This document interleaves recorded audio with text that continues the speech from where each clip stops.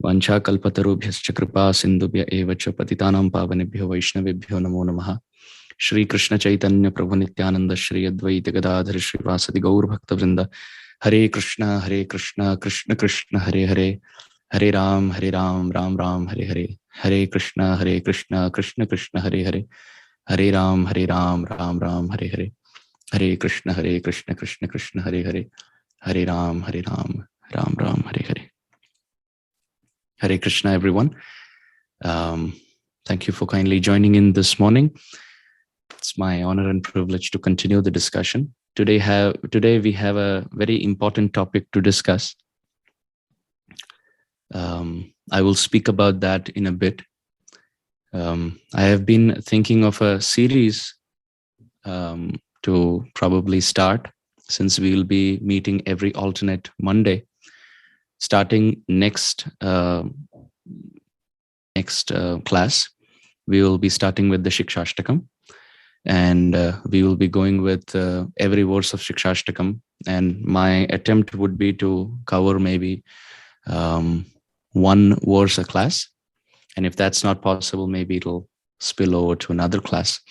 So we will start off with Cheto Darpanam Arjanam, going up to Ashlishya Padaratam Pinashtumam.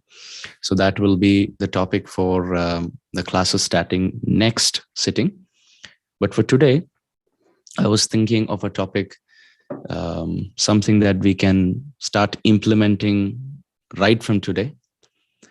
The importance or the significance, the essential position of the limb of bhakti,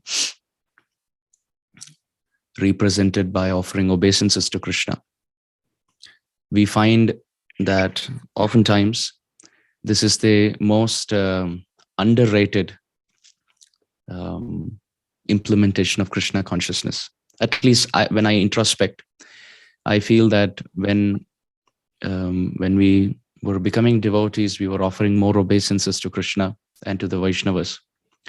But then as we get more familiar with the process, the full obeisances becomes half obeisances. Half obeisances sometimes is just folding of the palm. And sometimes due to over familiarity, I have seen that if we happen to visit a temple too often, the obeisances are also just as a formality. I have seen that I bow down in front of the deities and even the mantras are not properly chanted. And it's very quick. It's almost like a formality, something that I have to do. The heart is not there. The mind is not there.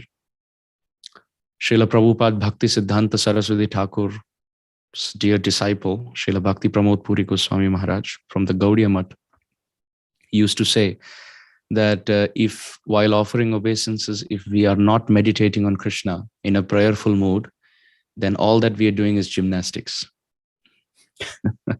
Bowing down and getting up. It's almost like doing Surya Namaskar. It's like doing some exercise. So I thought today we will speak a little bit on the importance of offering obeisances, because these are things which are very simple and hence most of the times neglected or belittled, forgotten even. And again, when I say all this, it's just on personal introspection. When I see myself, I feel that I should be offering more obeisances in a healthy young body than what I'm actually doing at this point. So with your permission, with all of your permission, I would like to speak on this topic today. We can see a few verses which immediately come to the mind when we think of the act of offering obeisances to Krishna. In the Bhagavad Gita, Krishna talks about it twice. Manmana bhava madbhaktau madhyaji mam namaskuru. Namaha kuru. He says, offer obeisances. Bow down. And it's interesting how Krishna puts it. Manmana bhava madbhaktau madhyaji mam namaskuru. 4 things have been mentioned. And we can see that there is a proper link in these 4 things that Krishna is talking about. First, Krishna says, give your mind to me. Then the question could be, who can give their mind to Krishna? Only the Ragatmika Bhaktas can give their mind to Krishna, right? Like Mother Yashoda, or Sridham, Subal, or Lalita and Vishakha. Only they can give their mind to Krishna. The Nitya Parikars, the eternal associates, can give their mind to Krishna 100%. Their mind never gets distracted. So Krishna says, give your mind to me like them. Then we can tell Krishna, well, I'm not a Ragatmika Bhakta. I'm not an eternal associate. So how do I give my mind to you like the way the associates in Goloka Vrindavan do? Then Krishna says, okay, then you become my devotee. Here, devotee refers to Raga Nuga Bhakta. So in the Bhagavad Gita, we see that Sri Krishna has given 4 instructions, and he has given it twice. We can find in the 9th chapter and in the 18th chapter. Sri Krishna mentions, Manmana bhava mad bhakto madhyaji mam namaskuru. Mad yaji, worship me. So first thing that Krishna says is, give your mind to me. But giving our mind to Krishna means not just 1 minute a day. Krishna wants it 24 hours because he brooks no competition. That's Krishna's nature. He brooks no competitor, he brooks no competition. Krishna wants to be the exclusive object of our love. So Krishna says, you give your mind to me 100%. Like the Ragatmika Bhaktas of the spiritual world. Srila Rupa Goswami has given 2 terms in the Bhakti Rasamrita Sindhu. One is Ragatmika Bhakti and one is Raganuga Bhakti. Oftentimes they are confused and even replaced. Ragatmika, Raga means attachment to Krishna, and Atmika, completely colored by that love. Bhakti, that devotion which is completely imbued with spontaneous, uninterrupted, unconditional spiritual attachment, transcendental attachment, is Ragatmika Bhakti. The love that Mother Yashoda and the eternal associates have in the spiritual world. That's called Ragatmika Bhakti. And when jivas in this world follow that mood, that is called Raganuga Bhakti. Raga Anuga. Anu means after and Ga means Gamanam, to walk.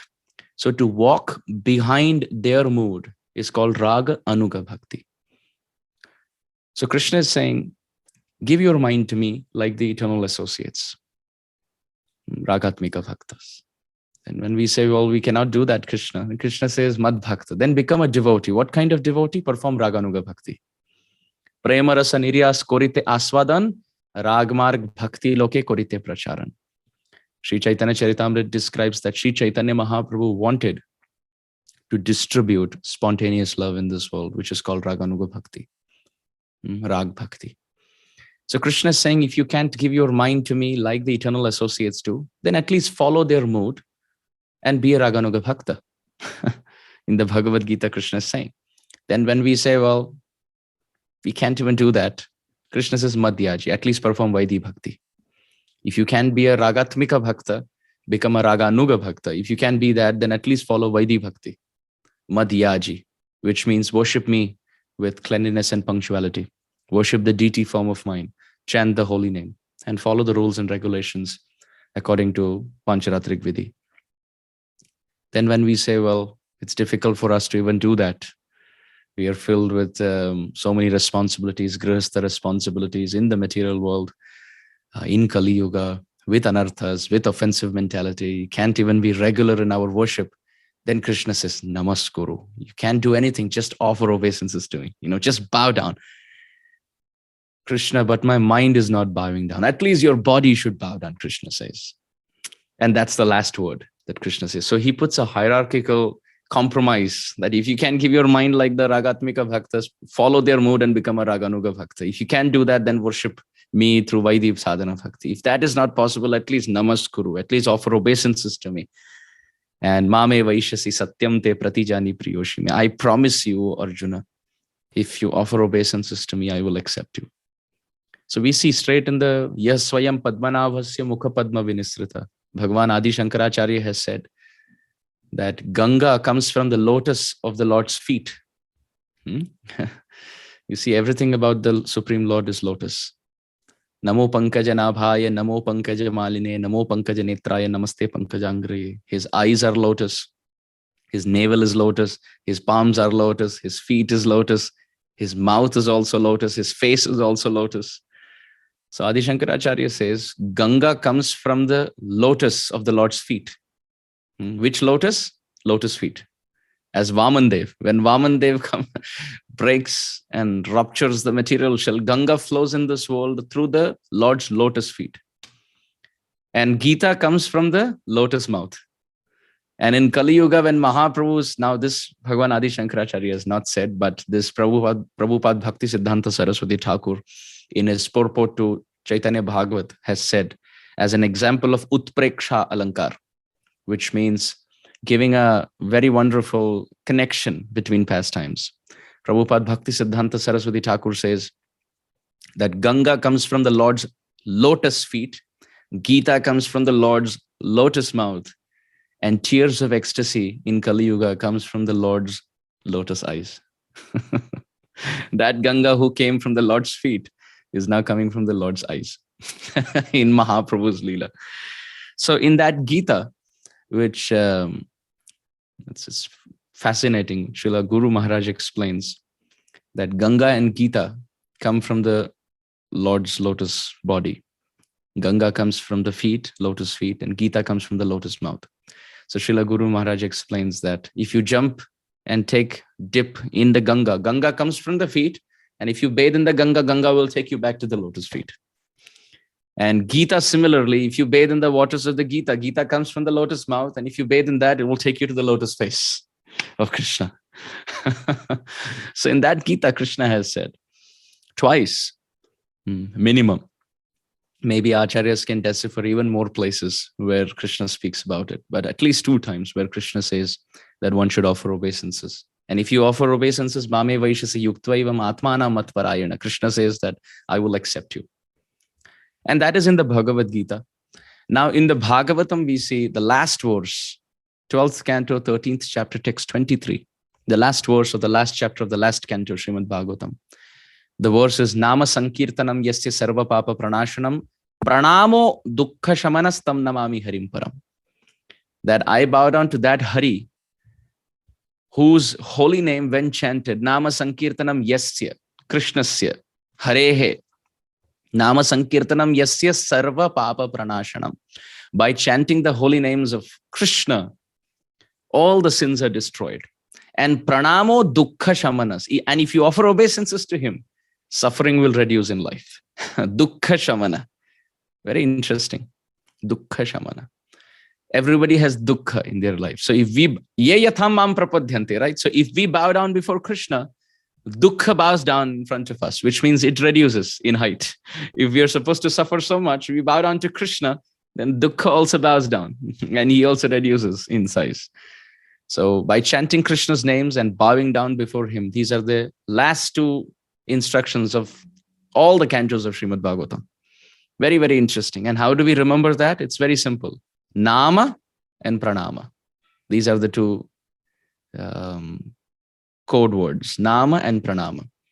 Nama means chanting the holy name. Pranama means offering obeisances.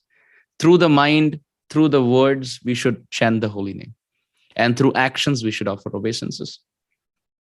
So therefore, we see that in the pastimes of Gajendra, in the prayers of Gajendra, very specifically called as the Gajendra Stuti, found in Canto 8, Chapter 3, Text 2 to 29, we see that Gajendra's prayers are a standout. Why? Because throughout, in every prayer that Gajendra offers, he's calling out the names and offering obeisances.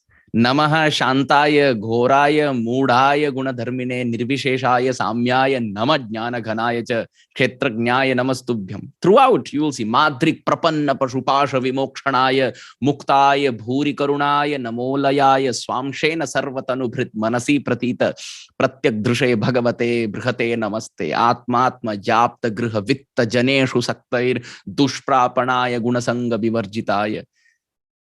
And on and on and on. 28 prayers by Gajendra. And you can see throughout the Chaturthi Vibhakti has been used. Unto him, Krishnaya Namaha, Govindaya Namaha, Madhavaya Namaha, Keshavaya Namaha. Like that, he says, Shantaya Namaha, Ghoraya Namaha, Mudhaya Namaha. And what does Namaha means? Namaha means to offer ourselves. Krishnaya tubhyam namaha, to offer obeisances. So he calls out the different names of the Lord and offers obeisances to him. This is what Gajendra does. Melpattur Narayana Bhattadri, one very famous scholar, devotional scholar from South India, from Kerala. He has written a magnum opus grantha called as the Narayaniyam. It is a phenomenal Sanskrit text. Anybody who has had a chance to look at it, you will agree to the nectar that pours out. In different chandas he has composed. Very, very beautiful, very beautiful. The whole 18,000 verses of Srimad Bhagavatam have been condensed in 1,000 verses by Melpattur Narayana Bhattadri. And there he writes that Gajendra, in the pastime of Gajendra, Gajendra picked up the lotus from the pond and offered it to Mahavishnu. Melpattur Narayana Bhattadri writes, Shankha, Chakra, Gada, Padma. These are the 4 things that Mahavishnu holds. He holds a chakra, he holds a shankha, a conch. So he holds a disc, he holds a conch, he holds a mace, Gada, and he holds a Padma. So Melpattur Narayana Bhattadri is asking this question. All the remaining 3 except the lotus are used in a war, fighting. You can use a mace, a club for fighting. You can use a disc for fighting. You can use a conch shell to start and end a war. But where is this lotus coming from? So he writes that Mahavishnu did not have this lotus before. He's writing his devotional purport. He said, when Gajendra picked it up and offered it as a symbol of devotion, Mahavishnu promised him, for eternal life, as long as I'm existing, which is forever, because the Supreme Lord is ever existing, I will hold this lotus in my hand, telling all the devotees in all of my creations that I hold the others because I have to protect my devotees. And I hold this to show that my devotee is already protected. I have protected him already. This lotus is the symbol of his offering of love. Patram pushpam phalam toyam yome bhaktya prayachati tadaham bhakti uparitam ashnami prayatatmanaha. Srila Chakravarti Pad also writes that the word bhakti has been repeated twice in 2 lines. Yome bhaktya prayachati tadaham bhakti uparitam. This is not repetition. This is not atishayokti or over-exaggeration.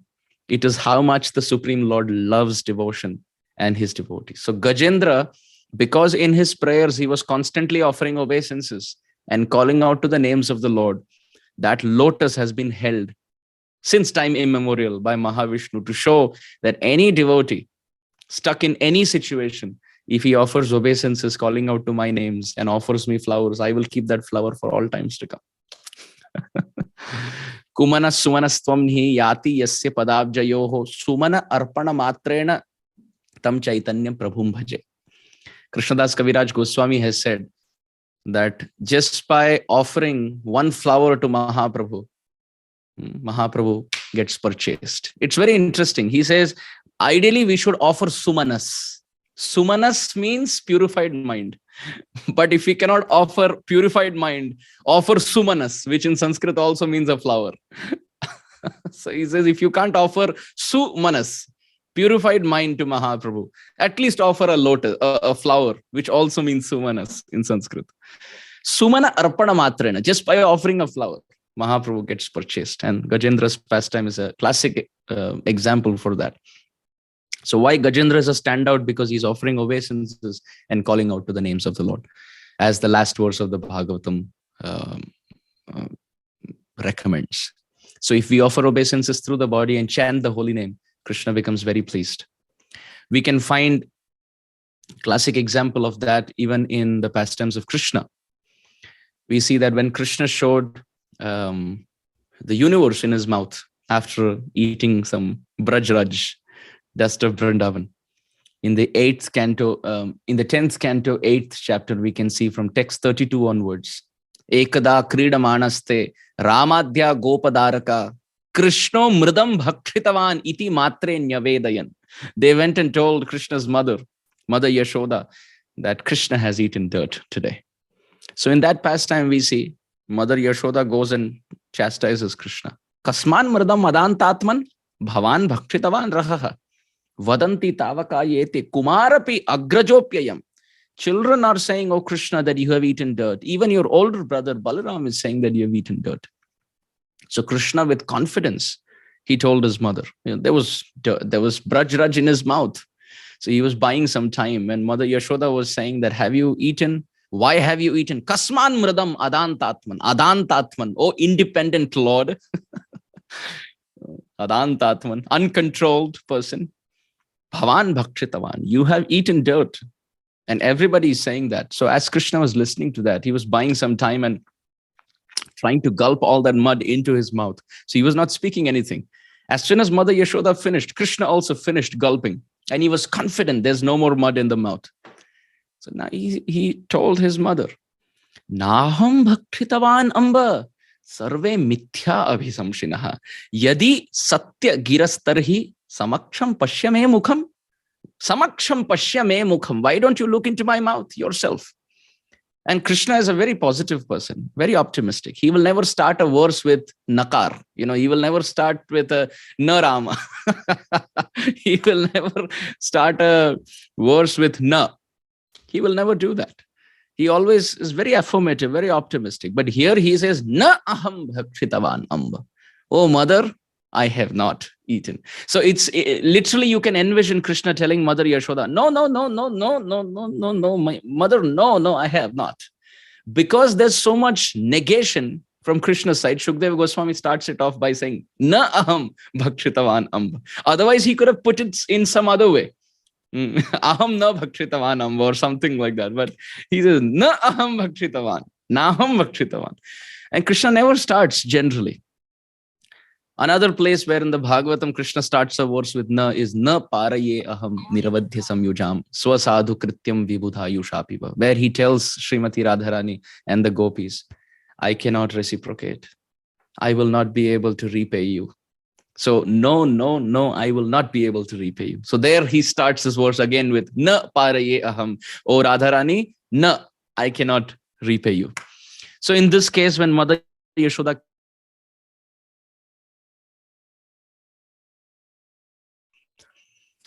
that's very interesting. Then he challenges his mother, if you want to really see who has a truthful tongue, yadi satya gira means tongue. If you really want to know who has truthful speech, why don't you look into my mouth yourself? Why don't you look into my mouth?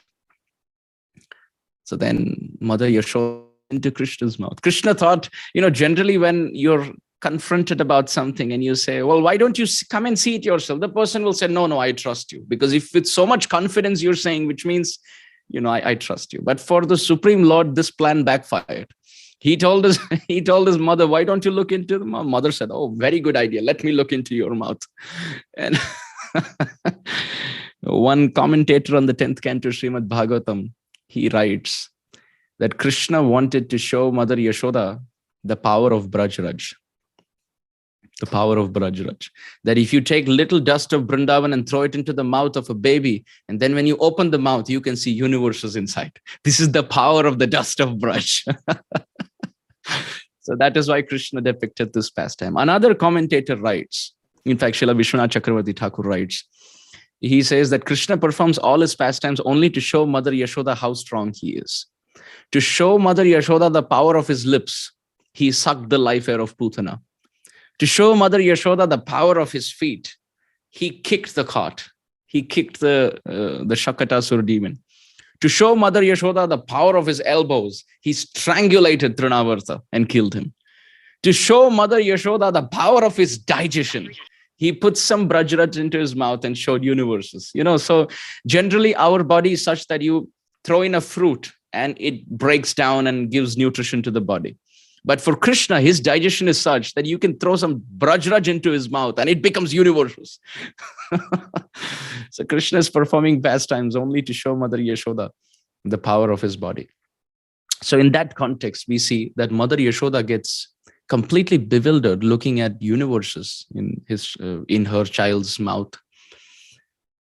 She was thinking that I thought my child has only swallowed few particles of dust, but seems like he has swallowed the whole creation. He is more naughty and more notorious than I think he is. So Krishna is performing pastimes only to show Mother Yashoda the power of his body. So in that context, we see that Mother Yashoda gets completely bewildered looking at universes in her child's mouth. She was thinking that I thought my child has only swallowed few particles of dust, but seems like he has swallowed the whole creation. He is more naughty and more notorious than I think he is. And at that point, when Mother Yashoda is completely, flummoxed and completely confused and bewildered, it is described by Srila Prabhupada in a very beautiful purport that Mother Yashoda offered obeisances to Narayana for the protection of Krishna. And as soon as she offered obeisances, Krishna closed his mouth and smiled. Srila Prabhupada writes, Mother Yashoda teaches us, whenever we are bewildered in life, whenever we are confused by circumstances that are beyond our comprehension, we should simply offer obeisances to the Supreme Lord.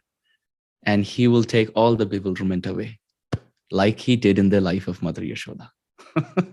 So through the pastime of Mrida Bhakshan Leela, eating dirt, we can still decipher a lesson for offering obeisances.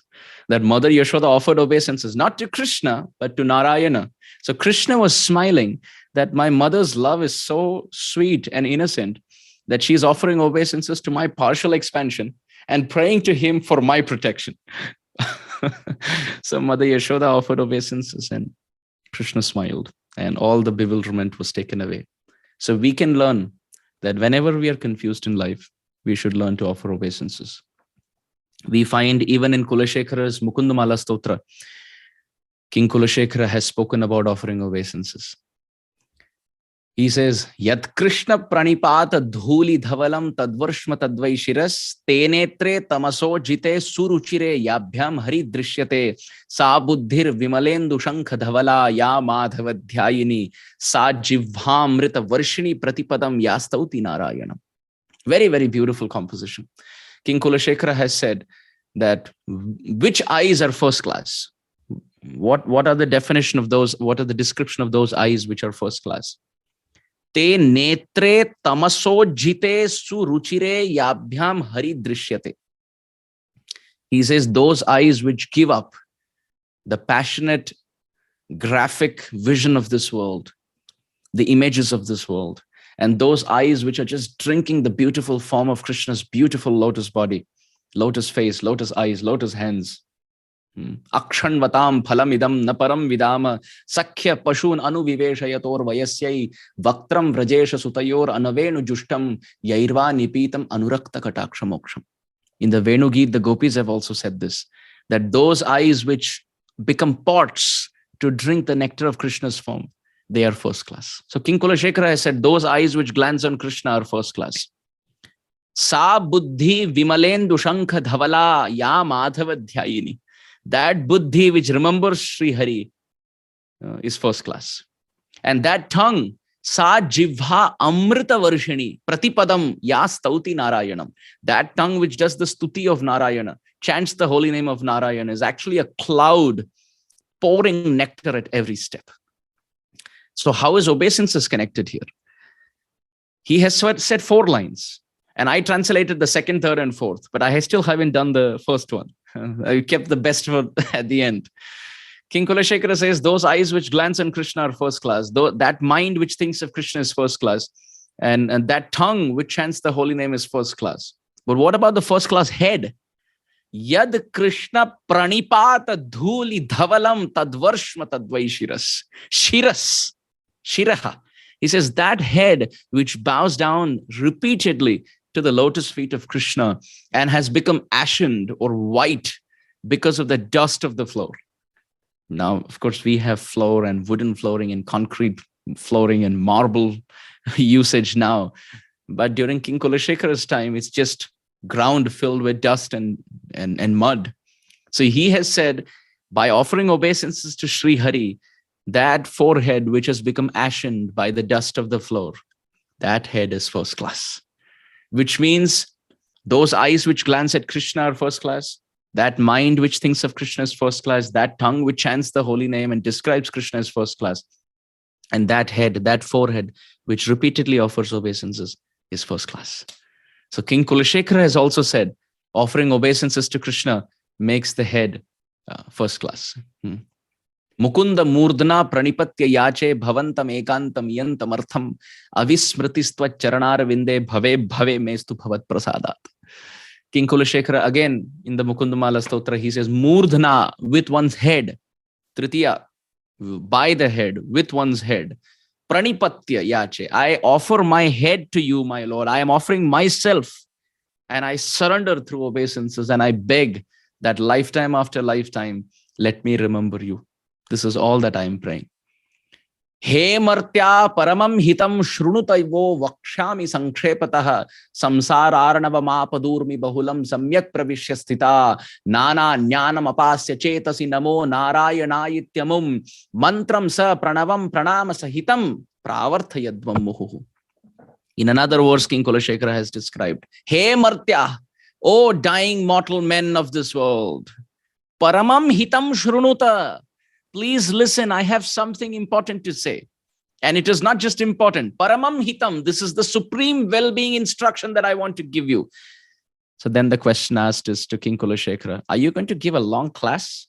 Are you going to bore us like Amarendra does for an hour? Is that what you're going to do? He says, no, vakshami sankshepataha. No, I will keep it very short. I will not bore like him. I will give you, in a nutshell, a capsule. Vakshami, I will speak sankshepataha very quickly. Okay, go ahead, King Kulashekara. In one line, he gives the problem statement, and in 2 lines, he gives the solution. What is the problem? He says, Samsar aranavam apad urmi bahulam samyak pravishyasthita. O living being, you went to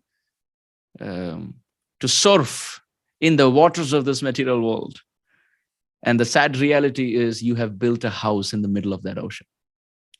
You have got stuck into the ocean of this repeated birth and death. And now you're not able to come out. King Kulashekara says, as the rescue operator, as the lifesaver, as the God, I am giving you some instructions. Do 3 things. First, nana jnanam apasya. Give up all of your knowledge, all of your opinion, all of your viewpoints. I know this, I think like this, I opine, I feel. Give up all of that and listen to me, he's saying. Nana jnanam apasya. Point number 1. Point number 2, Namo Narayana. Om Namo Narayanaya. Because he's a Sri Vaishnava Acharya. So he says, Om Namo Narayanaya mantra should be chanted constantly. Nana jnanam apasya chetasi. Namo Narayanayityamum mantram sa pranavam. Pranavam. With Omkar you chant in the heart. So for us, we chant Hare Krishna, Krishna Krishna, Hare Hare, Hare Rama, Rama Rama, Hare Hare. That's the second instruction. First instruction, give up all your ideas. Second instruction, constantly chant the holy name. And the third instruction, Pranama Sahitam. Pranama Sahitam. Offer obeisances with your body. King Kulashekara is also, you could say, nailing that same point again, drilling that same point again and again. That chant the holy name through the tongue and offer obeisances through the body. And don't think that you know a lot. He's saying, give up your ideas, be humble, and take advice from senior Vaishnavas. In another place, again, King Kulashekara in the Mukundamala Stotra, he says, Jivhe kirtaya keshavam muraripum cheto bhaja sridharam pani dvandva samarchaya chutakatha shrotradvayam tvam shrunu krishnam lokaya lochana dvaya hare gachangri yugmalayam jigraghrana mukunda pada tulasim murdhanna madhokshajam. Jivhe kirtaya keshavam. Through your tongue, chant the names of Keshava. Muraripum cheto bhaja. Worship Murari through your heart. Sridharam pani dvandva samarshaya. With both your hands, worship Sridhara. So different names of Krishna have been used. And Achyuta Katha Shrotra Dvayam Tvam Shrunu. And with your 2 ears, hear the Katha of Achyuta. Krishnam Lokaya Lochana Dvaya. With your 2 eyes, glance at Krishna. Harehe Gacha Angri Yugmalayam. And with your 2 feet, go to the temple of Hari. Jigra Grana Mukunda Pada Tulasim. With your nostrils, smell the tulsi offered to the lotus feet of Mukunda. With all the senses, he has given instruction. He says, with the tongue, chant the names of Keshava. With the mind and the heart, worship Murari. With the 2 hands, worship Sridhara. With the 2 ears, hear the Katha of Achyuta. With the 2 eyes, glance at Krishna. With the 2 feet, walk to the temple of Hari or do parikrama, circumambulate the temple of Hari. Jigra Grana Mukunda Pada Tulasim. Through your nostrils, smell the fragrance of the tulsi leaf offered to the lotus feet of Mukunda, and Murdhan Nama Adokshajam. And finally, offer your head in obeisances to Adokshaja, Sri Krishna. So beautiful is the act of offering obeisances. In fact, in the Tulsi Ramayana, the Ramayana written by Goswami Tulsidas, when Vibhishan comes and offers obeisances to Lord Ramchandra, Tulsidas ji writes, Jo sampatti Shivarav nahi din diye das maat, so hi sampada Vibhishan ko sab kuch din Raghunath. That treasure of Lanka, which Ravana got from Lord Shiva. Ravana got Lanka through Lord Shiva. And how did he get it? Namah Shivaya, Namah Shivaya, Om Namah Shivaya. By chanting the names of Lord Shiva, he was cutting and offering his heads in sacrifice. So Ravana has 10 heads. He was offering all his heads. Very ghastly form of torture, I would say. He's almost blackmailing Lord Shiva through fear. And not first-class worship, but he was cutting his heads. Das mat, which means he was offering his 10 heads and chanting the names of Lord Shiva. And Lord Shiva appeared before Ravana and said, what do you want? Why are you torturing yourself and me? As a benediction, he gave him Lanka. But Goswamiji writes, so he sampada Vibhishana ko sab kuch din Raghunath. But Lord Ramachandra gave that same Lanka, which Shiva gave to Ravana at the end of offering 10 heads. That same Lanka, Ramachandra gave Vibhishan at the end of offering one obeisance. Vibhishan offered one obeisance at the lotus feet of Sri Ramachandra, and Ramchandra announced Vibhishan to be the next king of Lanka. So what the demigods can give by offering, when the devotees offer 10 heads, that the Supreme Lord gives, and much more just at the end of one obeisances to his lotus feet. Sakrad eva prapannoyas tavasmiti sayachate abhayam sarvada tasmai dadami etad vratam mama. When Vibhishan offers obeisances to Sri Ram, Ramchandra pronounces this very famous verse from Valmiki Ramayana, that anyone who offers obeisances to me and surrenders unto me, I will make them fearless, lifetime after lifetime. Abhayam sarvada tasmai dadami etad vratam mama. Aham dadami. I will give. I will make them fearless. So we can see this. We see in the life of Srila Raghunath Das Goswami the importance of offering obeisances. He would offer 3,000 obeisances every day. 1,000 obeisances to Thakurji, to Krishna, Radharani, Mahaprabhu, and 2,000 obeisances to the Vaishnavas and different tirthas of Braj. So he would offer obeisances. He would call out the different tirthas and the different different pastime places. We can see in the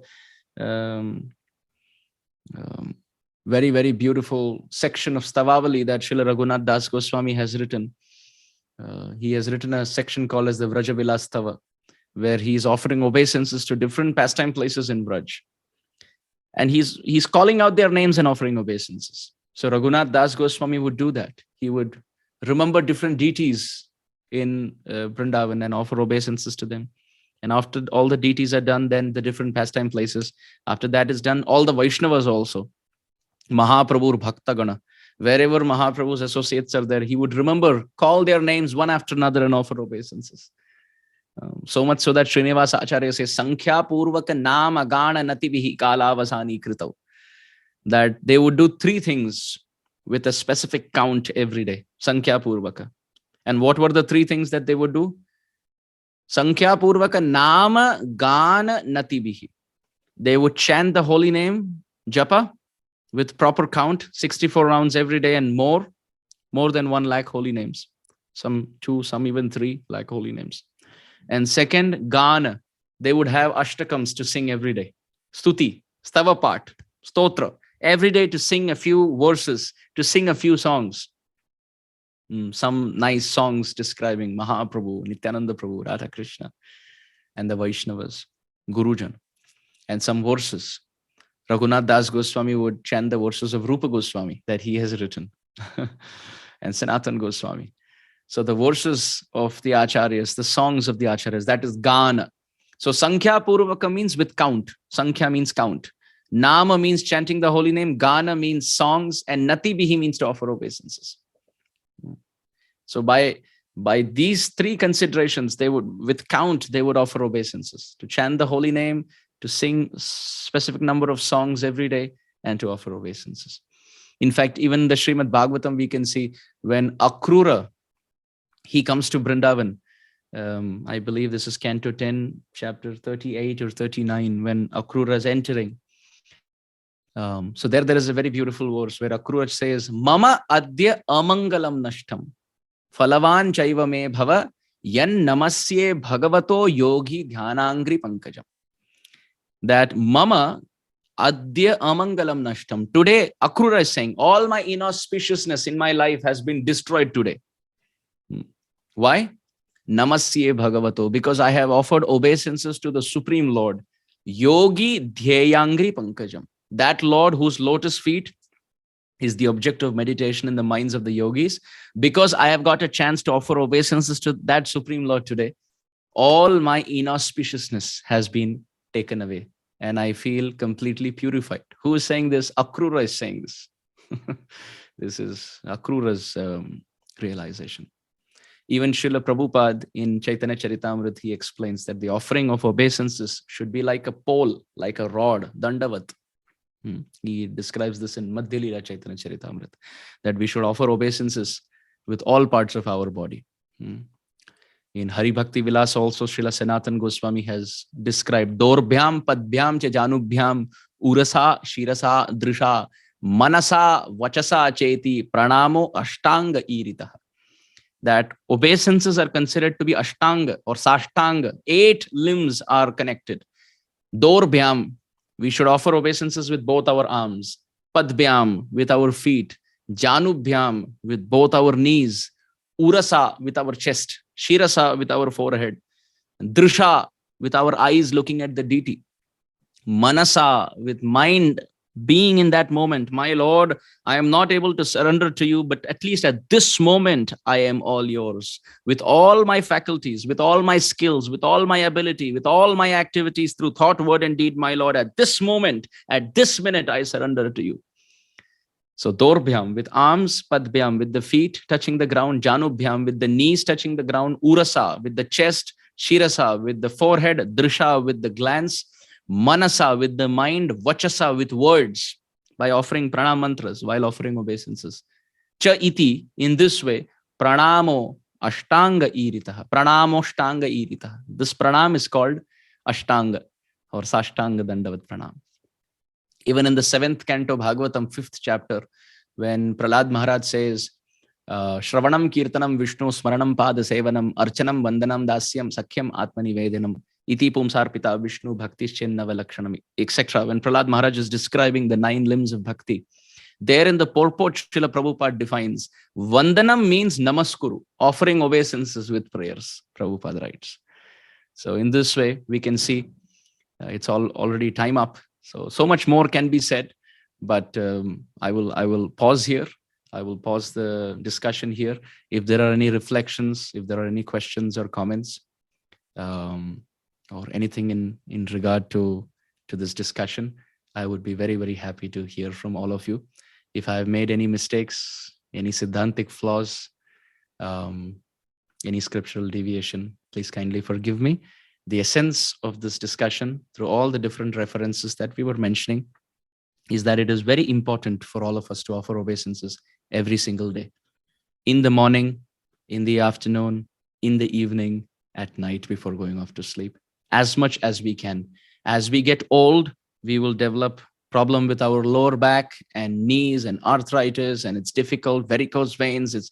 Once you bow down, it's difficult to get up. And once we are up, it's difficult to bow down. But now when we are young and healthy,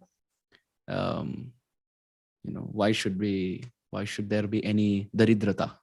Why should there be any miserly behavior as far as offering obeisances is concerned? So we will pause here. Vancha kalpatarubhyascha kripa sindhubhya eva cha patitanam pavanebhyo vaishnavebhyo namo namaha. I offer my obeisances to all of you at the end of the discussion. Thank you for being here.